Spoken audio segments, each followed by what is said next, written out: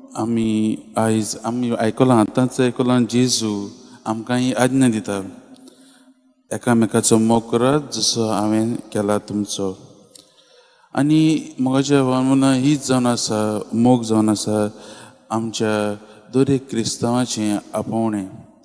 आमकां दुसऱ्याचो मोग करूंक आपयल्यात आनी आमचें आपोवणें आमी खरें क्रिस्ताचो पाटलादो जातलीं जाल्यार खरें क्रिस्ताची फॉलो जातलीं जाल्यार आमी आमच्या जिवितांत मोग मोठो आसूंकूच जाय.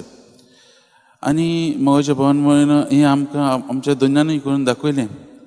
तो देव जावन आमचे भाशेन तो मनीस जालो, आमचे भाशेन तो जियेलो आनी आयज देखून तो आनिकूय सोंपे उतरांनी म्हणटा हांव तुमकां चाकर म्हणिना पूण हांव तुमकां इश्ट म्हणटा.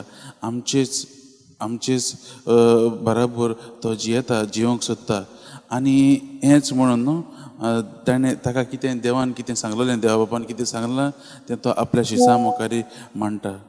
आनी ताकाच लागून मोगाच्या भावन जेजू म्हणटा आपल्या सोयीन रावात, आपल्याच्या मोगान रावात. जेन्ना आमी देवाच्या मोगान रावता तेन्नाच जेजू आमकां दाखयता आमच्या जिवितांत कितें करूंक जाय तें.